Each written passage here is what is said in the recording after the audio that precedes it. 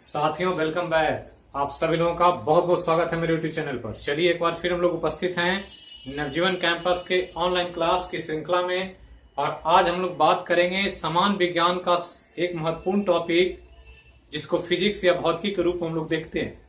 तो चलिए उसी से संबंधित टॉपिक चल रहा था फ्रिक्शन अर्थात घर्षण की बात। तो घर्षण का बेसिक क्या कॉन्सेप्ट होता है, क्या विज्ञान है घर्षण का, क्यों घर्षण लगता है, ये सब हम बता चुके हैं आपको। और आज मुख्य रूप से बात करेंगे हम लोग घर्षण के प्रकार और साथ में घर्षण को प्रभावित करने वाले कारक, क्या वजह है कि घर्षण लगता है, और लगता है तो किस पर कितना लगेगा, कहाँ ज्यादा घर्षण होगा, कहाँ कम घर्षण होगा, इसी बातों को यहाँ पर हम लोग आज देखेंगे। तो सबसे पहले जो इस ऑनलाइन क्लास को पहली बार देख रहे हैं वो जरूर इस चैनल के लिंक को शेयर करें, अपने अपने ग्रुप में जरूर इसको लिंक जो भेजें, और इस टीम को जो नवजीवन कैंपस है या एच रोशन जो चैनल है इसको बड़ा करें, और ज्यादा से ज्यादा ग्रुप होगा, ज्यादा संख्या में लोग जुड़ेंगे तो हमारे पढ़ाई और हमारे क्षमता और गुणवत्ता का आकलन ज्यादा अच्छे से हो पाएगा। तो चलिए शुरू करते हैं फ्रिक्शन से संबंधित महत्वपूर्ण बात। और आज हमने कहा फ्रिक्शन या घर्षण हम लोग मुख्य रूप से देखेंगे टाइप ऑफ फ्रिक्शन। तो घर्षण हमने कहा था कि घर्षण दो सतह के बीच लगने वाला कांटेक्ट फोर्स है, और इसके कारण दो सतह जब आपस में संपर्क में आता है तो इंटरलॉकिंग होती है, और इंटरलॉकिंग की वजह से घर्षण बल क्रिएट होता है। कभी कभी स्मूथ सरफेस होने की वजह से घर्षण कम लगता है, और रफ सरफेस होने की वजह से घर्षण ज्यादा लगता है, क्योंकि जब चिकना होता है तो इंटरलॉकिंग कम होता है, और जब खुरदरा होता है तो इंटरलॉकिंग ज्यादा होता है। तो ये अनइवन संरचना के बारे में बता चुके थे। अब यहाँ पर हमने चर्चा किया था कि फ्रिक्शन जो है वो दो तरह का है, नॉर्मली यहाँ पर पढ़ चुके हैं दो तरह का। इसके अलावा भी कुछ फ्रिक्शन फोर्स है, लेकिन रिव्यू के तौर पर देखें स्टैटिक्स और लिमिटिंग। तो पहला दो ये टॉपिक जो है यह चर्चा हम कर चुके हैं पिछले क्लास में। जो पहली बार इस क्लास को देख रहे हैं वो प्रीवियस लेक्चर को जरूर देखें, ताकि आपको घर्षण से संबंधित जो भी कॉन्सेप्ट है बिल्कुल स्पष्ट हो जाए, क्लियर हो जाए और कोई कंफ्यूजन न रहे। तो पहला हमने कहा था स्टैटिक फ्रिक्शन या स्थैतिक घर्षण, और कहा गया था कि स्थैतिक घर्षण जब भी लगता है तो रेस्ट की स्थिति में लगता है, अर्थात जब कोई पिंड पर घर्षण बल लग रहा हो और पिंड विराम की स्थिति में हो तो कहते हैं कि पिंड पर लगने वाला घर्षण बल स्टैटिक फ्रिक्शन है या स्थैतिक घर्षण है। मतलब मुख्य रूप से यहाँ विराम की स्थिति पर ध्यान रखना होता है। लेकिन हमने ये भी बताया था कि घर्षण बल एक फोर्स है जो किसी भी पिंड के गति का विरोध करता है। अगर पिंड पूरब जाना चाहता है तो घर्षण बल उसको पश्चिम की तरफ धकेलता है, अगर पिंड उत्तर जाना चाहता है तो घर्षण बल उसको दक्षिण की तरफ धकेलता है, और इसके कारण पिंड के गति का विरोध करता है। तो गति का विरोध करने के लिए पिंड में गति होना चाहिए, और जब तक गति नहीं होगा तब तक फ्रिक्शन फोर्स नहीं लगेगा, ये हमने कहा था। और इसलिए हमने कहा यहाँ रेस्ट में है तो घर्षण बल जीरो है। क्यों? क्योंकि यहाँ ये मोशन नहीं कर रहा है। मोशन करता तब तो फ्रिक्शन लगता, या मोशन करने का मन भी बनाता, एक इच्छा होती कि हमको चलना है तो घर्षण बल क्रिएट हो जाता, लेकिन चल नहीं रहा, रेस्ट में है। लेकिन इसी पिंड पर फोर्स एफ लगाया जाए तो पिंड चलने का मन बना लेगा। इधर चलने का फोर्स लगाया गया, लेकिन फोर्स छोटा हो और फोर्स लगाने के बावजूद पिंड विराम में मौजूद रहे, चले नहीं, तो इस समय जो घर्षण बल लगेगा ये घर्षण बल स्टैटिक कहलाएगा। और हमने कहा था इस समय विराम की स्थिति में जो घर्षण बल लगता है लगाए गए फोर्स के बराबर होता है। अगर 10 न्यूटन का फोर्स लगाएंगे तो फ्रिक्शन फोर्स भी 10 ही न्यूटन होगा। यहाँ 20 न्यूटन लगाएंगे फ्रिक्शन फोर्स 20 न्यूटन होगा। और हमने कहा कि फ्रिक्शन फोर्स हमेशा गति का विरोध करेगा। पिंड को इधर धकेल रहे हैं तो फ्रिक्शन फोर्स का डायरेक्शन इधर है, अगर इधर से फोर्स लगा दें फ्रिक्शन फोर्स का डायरेक्शन इधर हो जाएगा। और इसलिए हमने कहा था कि जब भी घर्षण बल लगेगा तो पिंड के गति के विपरीत दिशा में लगेगा। तो इतना हम समझा चुके हैं। इसके अलावा दूसरा एक इंपॉर्टेंट घर्षण का प्रकार है लिमिटिंग फ्रिक्शन, जिसको चरम घर्षण कहते हैं। लिमिट मतलब ही चरम होता है कि कोई भी चीज की एक लिमिट होती है, और लिमिट जब पहुंच जाते हैं तो कहते हैं अब ये लिमिट पर हो गया, अब इससे ऊपर जाएंगे तो लिमिट के बाहर हो जाएगा। लिमिट मतलब चरम, चरम मतलब इससे ऊपर नहीं जा सकता। तो दैट इज कॉल्ड कि ऐसा घर्षण जो मैक्सिमम हो, that is called limiting friction. क्यों लगता है ये हमने बताया था पिछले क्लास में कि लिमिटिंग फ्रिक्शन भी जो चरम घर्षण की हम बात कर रहे हैं, ये चरम घर्षण भी क्या है, एक प्रकार का स्थैतिक घर्षण है। क्या है ये, स्थैतिक घर्षण है, मतलब ये भी स्टैटिक फ्रिक्शन ही है। हमने कहा था पिछले क्लास में, क्यों, क्योंकि इस समय भी पिंड विराम में ही है, अभी चल नहीं रहा है। तो कब ऐसा होगा, तो हमने कहा था कि एक फोर्स लगाएं एक पिंड पर, ऐसे एक पिंड लेने से और इस पर फोर्स ऐसे क्रिएट करें एफ, तो फोर्स लगाएंगे और पिंड विराम में रहे, फोर्स लगाने के बावजूद, तो जब विराम में है तो स्टैटिक फ्रिक्शन, हमने कहा विराम में रहेगा, फोर्स लगेगा, स्टैटिक फ्रिक्शन होगा। लेकिन ये फोर्स इतना बड़ा है कि अब इससे बड़ा फोर्स लगाने पर ये चलने लगेगा, मतलब मैक्सिमम फोर्स हो गया। मतलब अगर ये फोर्स का मान 50 न्यूटन हो और 50 न्यूटन के बाद भी ना चले, लेकिन 50 से थोड़ा भी ज्यादा कर दें, 50.1 करें और चलने लगे, तो ये 50 इसके लिए मैक्सिमम वैल्यू हो गया। इससे ऊपर जाने पर क्या होता है, चलना शुरू कर देता है, विराम में नहीं रहता। तो हमने कहा था कि जब किसी पिंड पर बल लगाया जाए और बल लगाने के कारण क्या हो, पिंड चलने की स्थिति में हो जाए, चलने की स्थिति में आ जाए, स्थिति में आ जाए, लेकिन चले नहीं, तो इस स्थिति में इस घर्षण का ही नाम क्या होगा, चरम घर्षण होगा। चलना नहीं चाहिए लेकिन चलने की स्थिति में है, अब उससे बड़ा कर देंगे ये चलना शुरू कर देगा। तो ध्यान रखना कि जब फोर्स लगाया जाए, पिंड विराम में रहे, लेकिन अब चलने की स्थिति में आ गया है, तो उस स्थिति में लगने वाला जो स्थैतिक घर्षण होता है, स्टैटिक फ्रिक्शन, उसी का नाम क्या है, चरम घर्षण। हमने कहा था कि चरम घर्षण में क्या है, सबसे बड़ा बल है, इससे बड़ा घर्षण बल नहीं लगता। और एग्जाम में पूछेगा कि इनमें से कौन घर्षण बल सबसे बड़ा होता है, तो आपको ध्यान रखना है कि घर्षण बल जो मैक्सिमम लगता है वो चरम घर्षण ही होता, तो ये ध्यान रखना है। तो ये दो चीज आपको हमने पिछले क्लास में समझा दिया था। जो पहली बार देख रहे हैं वो जरूर प्रीवियस वीडियो को जाकर के देखेंगे, बिल्कुल आपको कॉन्सेप्ट क्लियर हो जाएगा, कोई कंफ्यूजन नहीं रहेगा यहाँ पे। अब यहां से चलें तो हमने कहा कि ये भी स्टैटिक है, ये भी स्टैटिक है, ये ध्यान रखना है, ये भी विराम में लगता है और ये भी विराम में लगता है, दोनों विराम में ही है। लेकिन ये विराम में लगने वाला घर्षण बल ये सबसे बड़ा बल है, सबसे बड़ा घर्षण बल है, ये ध्यान रखना है। तो सबसे बड़ा जब विराम में लगेगा तो कहेंगे वो लिमिटिंग फ्रिक्शन। तो दो तो हो गया विराम के लिए। अब जो भी घर्षण पढ़ेंगे अब गति के लिए आएगा, और जब गति के लिए पढ़ेंगे तो 2-3 तरह के घर्षण बल पढ़ना होगा आपको। तीसरा जो यहां पढ़ेंगे उसका नाम है काइनेटिक फ्रिक्शन। काइनेटिक फ्रिक्शन मतलब गतिज घर्षण। अब आ गया यहां से, अब विराम में नहीं है, अब गति की स्थिति में पिंड है, और तब जो फोर्स लगेगा फ्रिक्शन के रूप में, उसी को हम काइनेटिक फ्रिक्शन कहेंगे। तो ये ध्यान रखना है कि विराम में कब लगता है, गति में कब लगता है। तो विराम में दो ही लग रहा है, स्टैटिक और लिमिटिंग। अब जो यहां से पढ़ेंगे सब गति के लिए। हो क्या रहा है समझना है, बिल्कुल कॉन्सेप्चुअली समझेंगे तभी फिजिक्स का सवाल बनेगा या साइंस का सवाल बनेगा।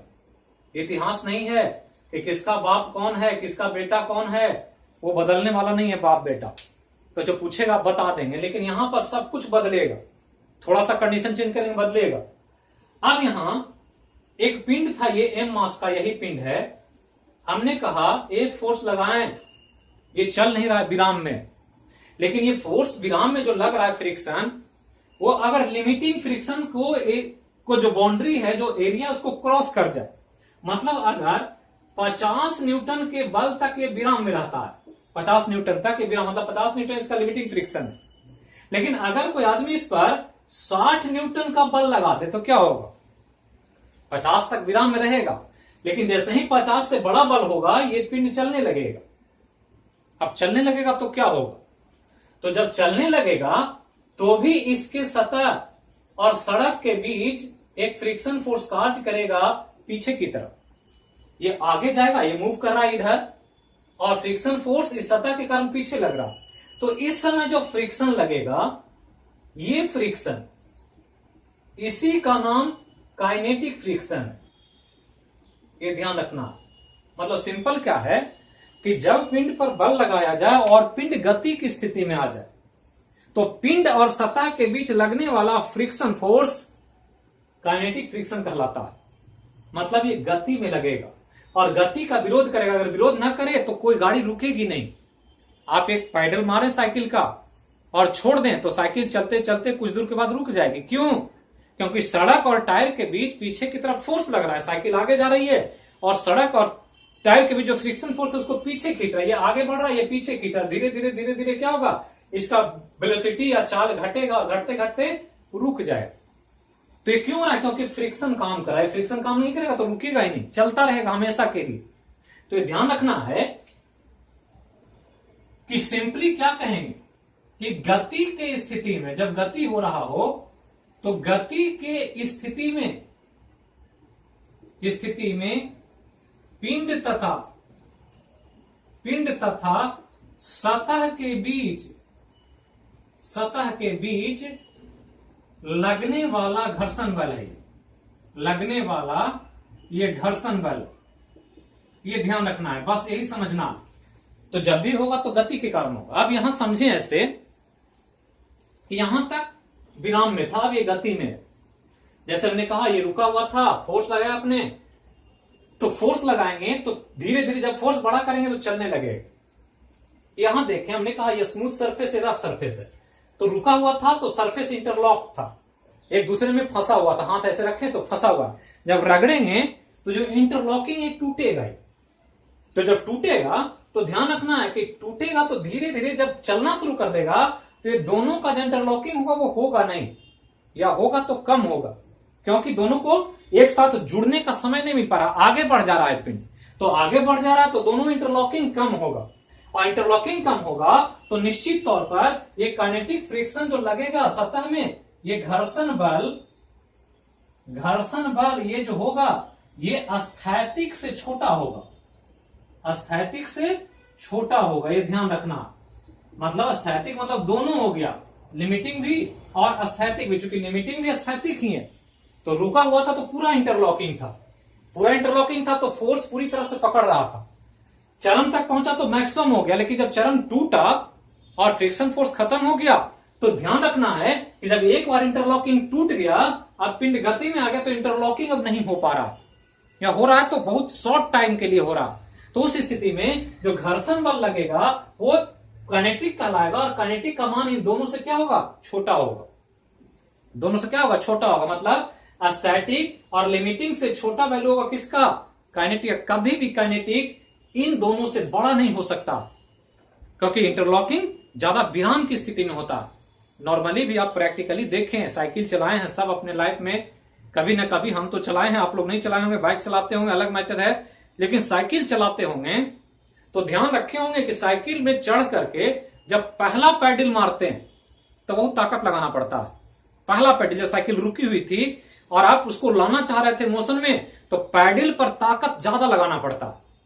लेकिन जब साइकिल चलना शुरू कर देता है एक बार, तो धीरे धीरे भी पैडल मारेंगे तो साइकिल चलने लगती है।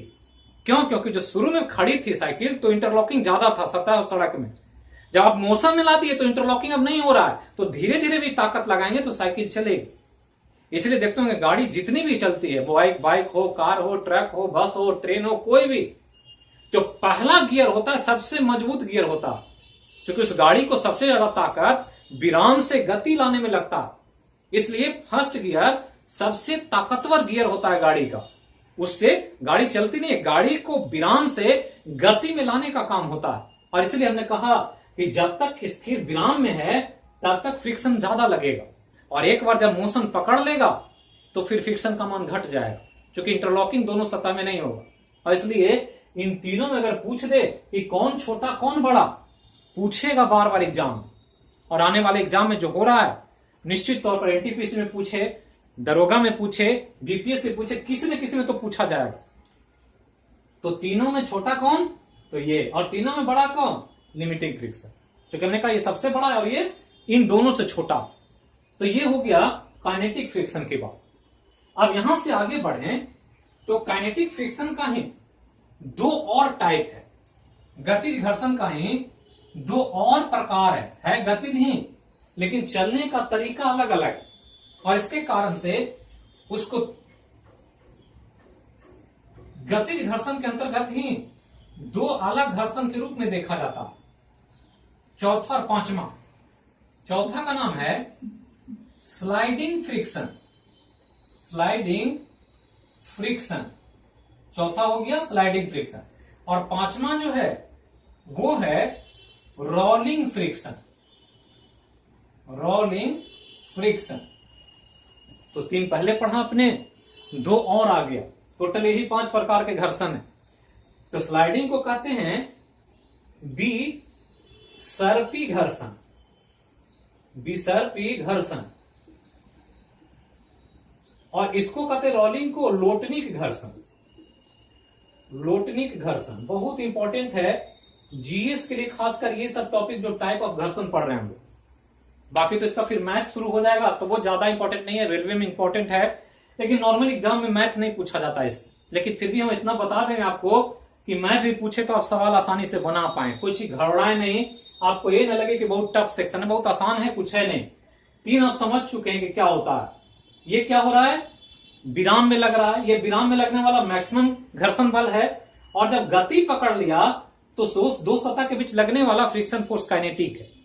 अब ये काइनेटिक दो तरह का है, स्लाइडिंग और रोलिंग। तो नॉर्मल चल रहे हैं तो काइनेटिक हो गया, लेकिन स्लाइडिंग और रोलिंग की बात करें तो एक है विसर्पी घर्षण और एक है लोटनिक घर्षण। तो विसर्पी सांप से आया है, ध्यान रखना, मतलब सांप जैसा घर्षण, और लोटनिक मतलब लोट करके होने वाला घर्षण, सिंपली रोल करना और स्लाइड करना। स्लाइड मतलब होता है फिसलना, जैसे स्नो जहां बर्फ गिरता तो लोग स्केटिंग करते हैं, स्लाइडिंग करते हैं।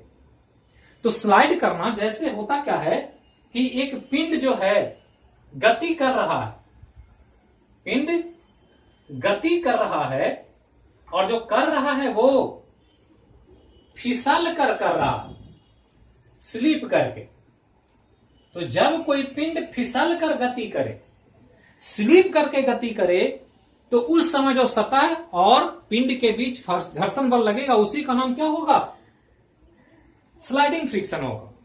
जैसे सांप को देखे हुए चलते हुए, छिपकली को घरों में देखे हुए चलते हुए, तो वो बॉडी को सतह से सटा लेता है और घसीट कर चलता। कभी कभी देखते होंगे बाथरूम में काई लग जाता है और पांव रखने पर पांव फिसल जाता, तो फिसलन है वहां पर। कहीं तेल लगा हुआ हो तो चिकनाई आ जाती है तो फिसलन आता। हमने पिछले क्लास में कहा था कि स्लीपर पहनते हैं और उसका ग्रिप घिस जाए तो चिकना हो गया, वो तो स्लिप करने लगता, फिसलता। तो जैसे ही फिसलन होगा तो फिसलन के कारण गति करेगा, फिसल करके, सरक सरक करके। तो उस स्थिति में जो घर्षण बल दो सतहों के बीच लगेगा वो डेट इज कॉल्ड विसर्पी घर्षण।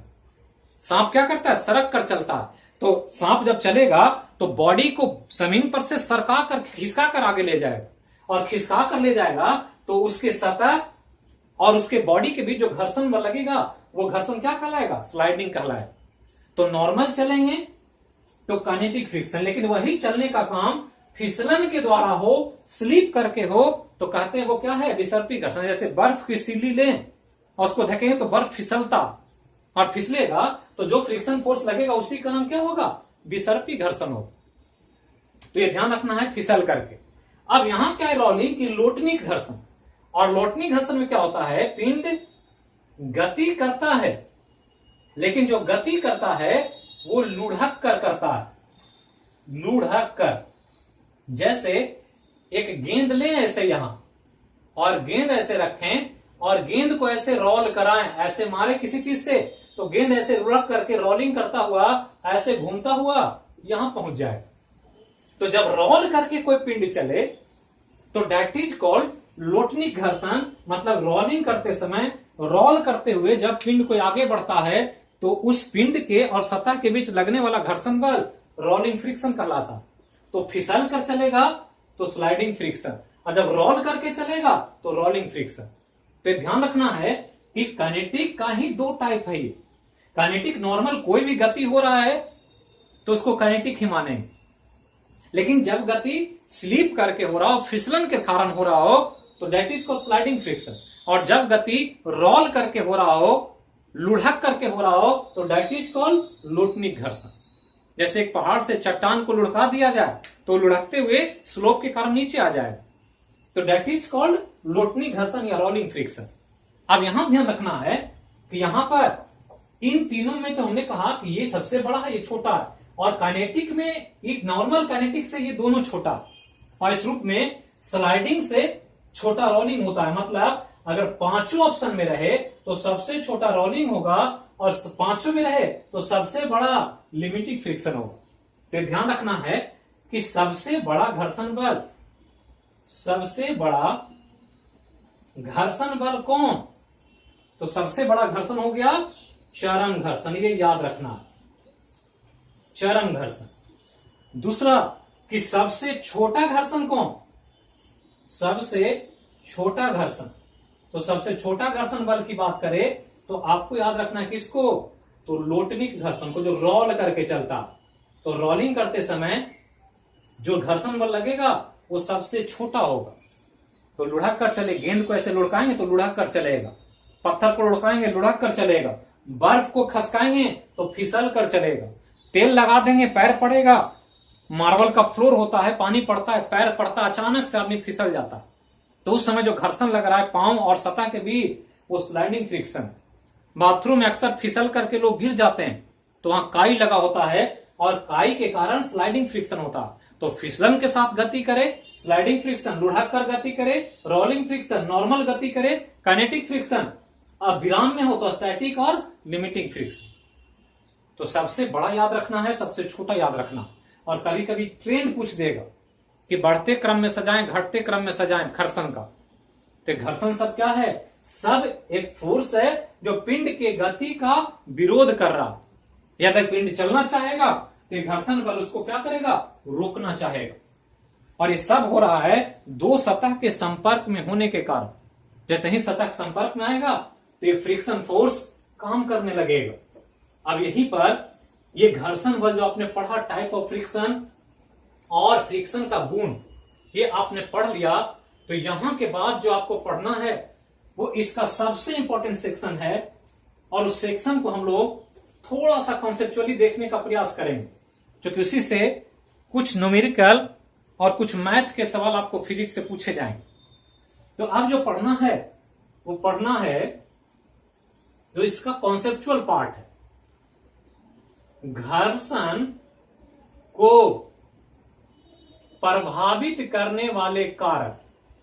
ये सबसे इंपॉर्टेंट पार्ट है इस टॉपिक का, प्रभावित करने वाले कारक, कॉजिंग एजेंट। ये बहुत इंपॉर्टेंट कि घर्षण किसके कारण प्रभावित होता है। प्रभावित होने का मतलब दोनों चीज होता है, मतलब घर्षण लगता क्यों है, लगता है तो ज्यादा कब लगेगा और कम कब लगेगा, ये चीज ध्यान रखना है। और बहुत कॉन्सेप्चुअल है, थोड़ा सा समझ में नहीं आएगा तो आपको जो कॉन्सेप्ट बनेगा दिमाग में वो उल्टा हो जाएगा, और इसलिए थोड़ा सा सतर्क रहना। तो घर्षण को हमने पूरा समझाया आपको कॉन्सेप्ट से कि घर्षण जो भी लग रहा है दो सतह में आपस में संपर्क में आने के कारण लग रहा है। तो एक सतह ऐसे है जो माइक्रोस्कोप में ऐसे दिख रहा है, एक सतह की बात हम करें ये ऐसे है, इस पर एक दूसरा पिंड रखेंगे तो दूसरा पिंड का सतह भी ऐसे इंटरलॉक करेगा, जो हमने कहा ऐसे इंटरलॉकिंग हो जाता है, और यही इंटरलॉकिंग फ्रिक्शन फोर्स का काम करने लगता है। तो ध्यान रखना है कि मेन वजह यही है कि दो सतह है, ये सतह 1 है ऊपर का, ये सतह 1 है और ये सतह 2 है, दो पिंड है। जैसे ये कार खड़ी हो सड़क पर तो कार का टायर का सतह और सड़क का सतह दोनों पास में टच करेगा, हाथ दोनों को सटाएंगे तो एक हाथ का सतह दूसरे हाथ का सतह टच करेगा, तो टच करेगा तो इंटरलॉकिंग होगा, और यही इंटरलॉकिंग घर्षण का कारण है, ये ध्यान रखना। अब सिंपल कॉमन कॉन्सेप्ट है, किसी से भी पूछेंगे, नहीं भी फिजिक्स जानता होगा उससे भी पूछेंगे कि चिकना सतह में और रुखड़ा सतह में घर्षण किसमें ज्यादा, तो सिंपल सब कहेगा कि जिस सतह में रुखड़ापन या खुरदरापन ज्यादा होगा उसमें फ्रिक्शन ज्यादा लगेगा, क्योंकि वो रुखड़ा है। रुखड़ा मतलब ऊपर नीचे ज्यादा है तो ज्यादा इंटरलॉकिंग होगा, अगर पूरा चिकना है तो उबड़ खाबड़ कम है तो इंटरलॉकिंग कम होगा। मतलब क्या है कि सबसे पहला जो फैक्टर है जो घर्षण को प्रभावित करता है वो है नेचर ऑफ सरफेस।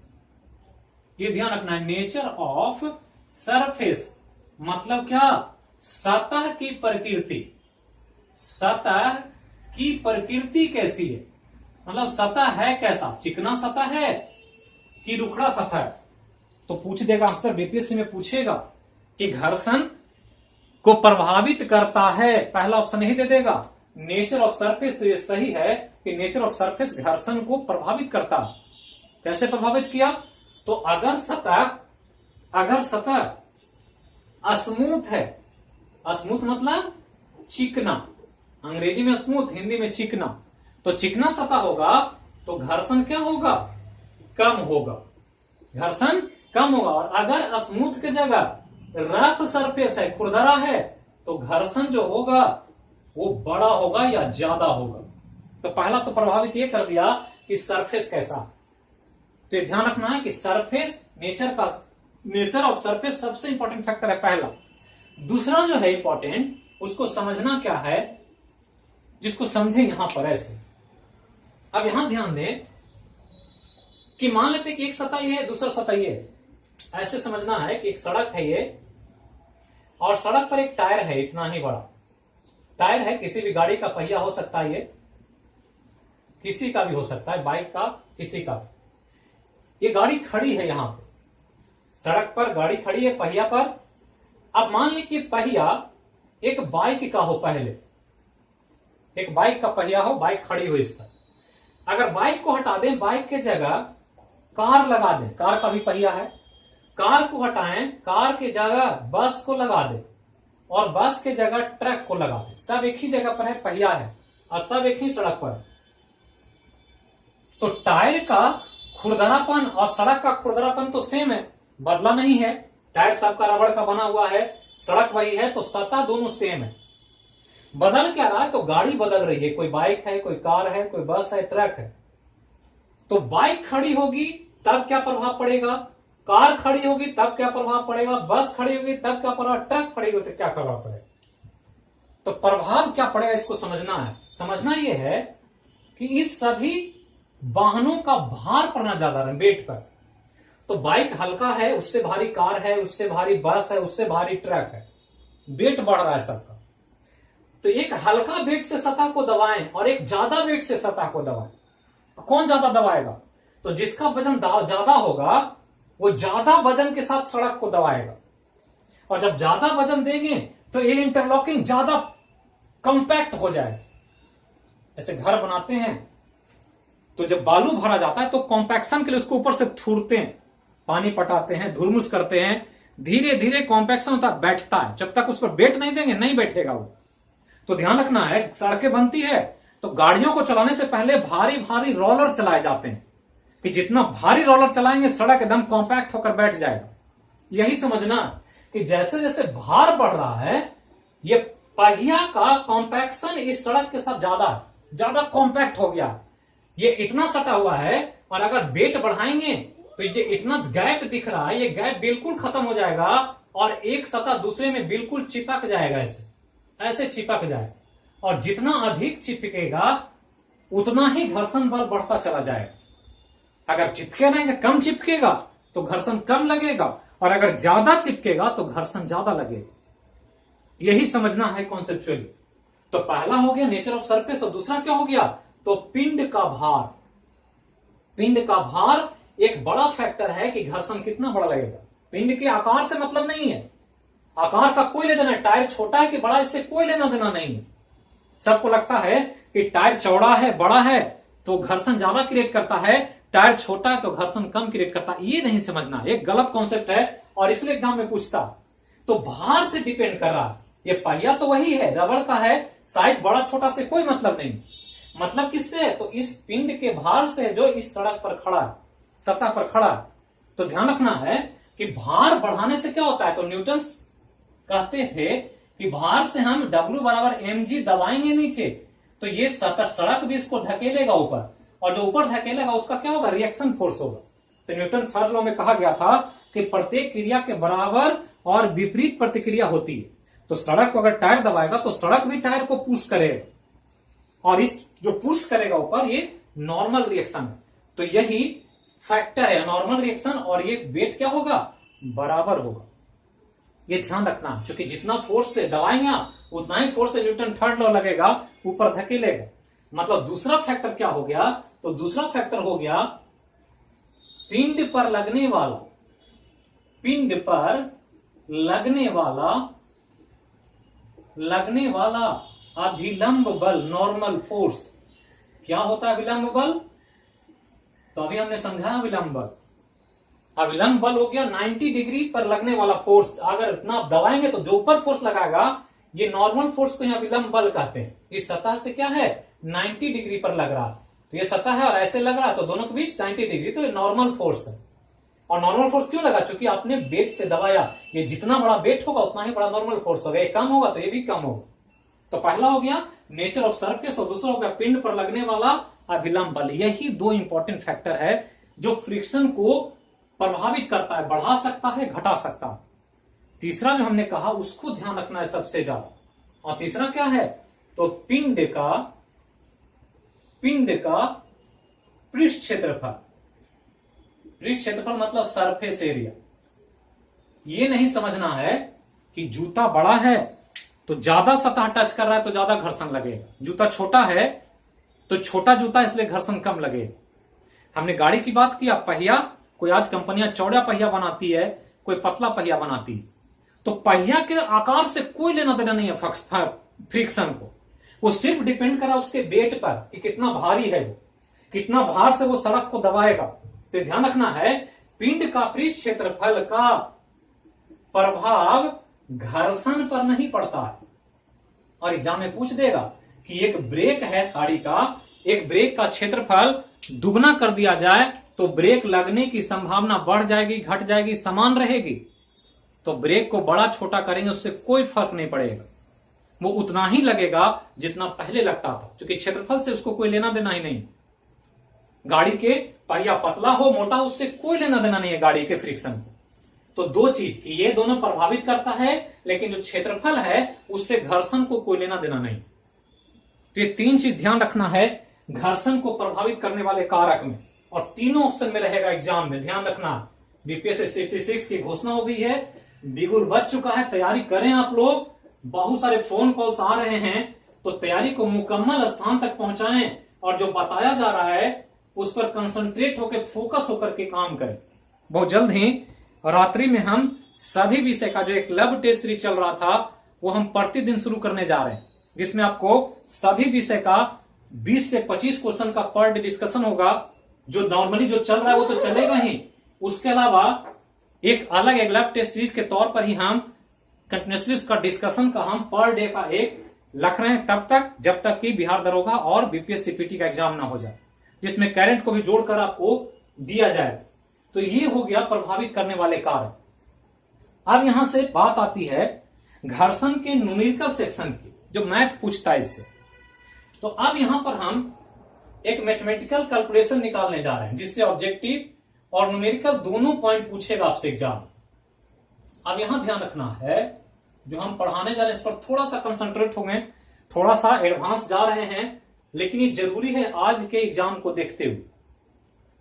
एक सड़क है ये, और सड़क पर एक पिंड रखा हुआ है, इसका मास m है, पिंड का मास m है, तो m मास है, तो नीचे ये फोर्स लगाएगा कितना, तो फोर्स पृथ्वी के सतह पर कितना लगेगा, तो भार के बराबर W बराबर mg, ये फोर्स लगेगा।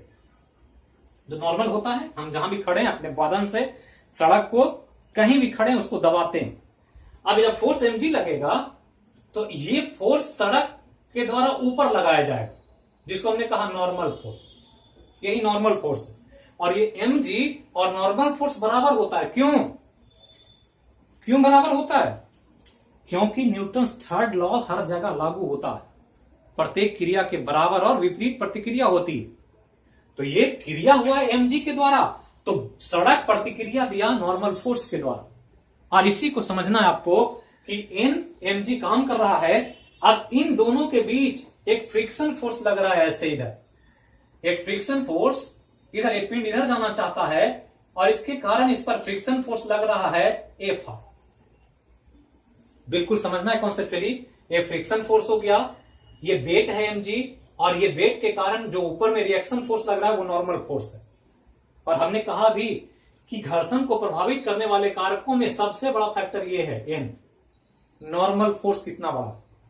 और कहा जाता है फिजिक्स जब पढ़ते हैं कि किसी भी पिंड पर जो घर्षण बल लगता है एफ आर, घर्षण बल एफ आर जो लगता है ये directly proportional to normal force होता है। जो अभी हमने कहा कि भार बढ़ाएंगे फ्रिक्शन बढ़ेगा, भार घटाएंगे फ्रिक्शन घटेगा।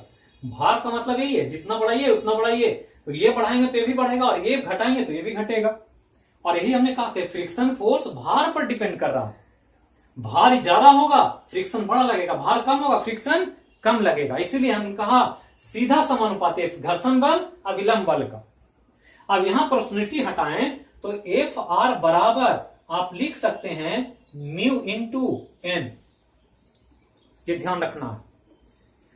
और ये म्यू को हम बाहर कर रहे हैं तो म्यू बराबर लिखेंगे, मैथ पढ़े आप लोग, बहुत अच्छा मैथ जानते हैं, तो ये क्या हो जाएगा एफ आर बटा एन। ये एक आपको इक्वेशन मिल गई।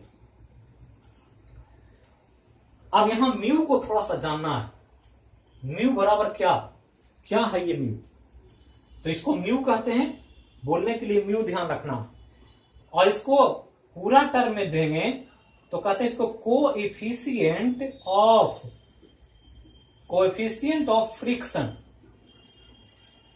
हिंदी में घर्षण गुणांक, घर्षण गुणांक कहा जाता है। बहुत इंपॉर्टेंट राशि है जीएस के लिए। न्यूमेरिकल तो पूछेगा ही, और न्यूमेरिकल के अलावा म्यू के बारे में पूछेगा कि म्यू है क्या, म्यू का क्या वैल्यू होता है, म्यू को कैसे देखते हैं, ये ध्यान रखना। अब यहां से आगे चलें तो हमने कहा कि ये म्यू जो है कोएफिशिएंट ऑफ फ्रिक्शन है, जो घर्षण गुणांक है, म्यू क्या है, तो घर्षण बल और अविलंब बल का क्या है, अनुपात है। तो किसी पिंड के घर्षण बल तथा अविलंब बल का अनुपात निकाल दें तो वो उन दोनों के बीच का क्या मिल जाता है, म्यू मिल जाता है। ये म्यू ही डिपेंड करता है कि किस जगह पर घर्षण कितना होता, कम लगेगा ज्यादा लगेगा, वो नेचर ऑफ सरफेस की जो हम बात करें वो म्यू से ही डिसाइड होता। अर्थात म्यू बराबर क्या लिखेंगे, तो लिखेंगे घर्षण बल, घर्षण बल और बटा क्या, अभिलंब बल। ये दोनों का अनुपात निकाल देंगे तो ये हो जाएगा क्या, म्यू। तो म्यू की इकाई क्या होगा, बहुत इंपॉर्टेंट है, ध्यान रखना। तो म्यू का इकाई पूछ दे आपसे क्या होगा, ये दो चीज, इकाई और बीमा। क्या होगा इकाई और बीमा म्यू का। तो यहां देखें ये फोर्स है, ये भी फोर्स है, घर्षण बल है अविलंब बल है, दोनों बल ही है। यह फ्रिक्शन फोर्स हमने कहा घर्षण बल और अविलंब बल। तो घर्षण बल और बल, बल बल कटेगा तो क्या बचेगा, कुछ नहीं बचेगा, संख्या बचेगा। मान लिया ऐसे लिखें कि 5 न्यूटन और 10 न्यूटन, क्या बचेगा, तो न्यूटन न्यूटन कटेगा और 5 × 2 0.5 आए। 0.5 के साथ क्या लिखेंगे, कुछ नहीं लिखेंगे, क्योंकि संख्या है। और संख्या जब हो जाता है तो संख्या का ना तो इकाई होता ना बीमा होता, मतलब ये क्या है, इकाईहीन है और साथ ही बीमाहीन है। और ये बहुत इंपॉर्टेंट है, बीपीएससी में पिछली बार पूछा गया था। और ऐसा राशि जो इकाईहीन हो और बीमाहीन हो वो एग्जाम में ज्यादा पूछता, तो वो ध्यान रखना और बार बार पूछेगा। और उसमें से एक इकाई आपको म्यू भी है। अब यहां ध्यान देना है ये दो चीज को कि यूनिट लेस है और डायमेंशन लेस है। क्यों, क्योंकि दोनों बल का अनुपात है। अब एक्सपेरिमेंट जब होता है फिजिक्स में घर्षण पर, तो दो चीज ध्यान रखना कि जब एक्सपेरिमेंट करते हैं कि घर्षण कैसे लग रहा है, कितना लग रहा है, तो एक चीज पता चलता है प्रयोग से। क्या पता चलता है कि घर्षण बल किसी भी पिंड पर जो लगता है, घर्षण बल किसी भी पिंड पर, यहां एफ आर लग रहा है इन दोनों के बीच, तो घर्षण बल किसी भी पिंड पर जो लगता है वो हमेशा, घर्षण बल हमेशा छोटा होता है किससे, अभिलंब बल से। ये एक्सपेरिमेंटल प्रूफ, ये ध्यान रखना।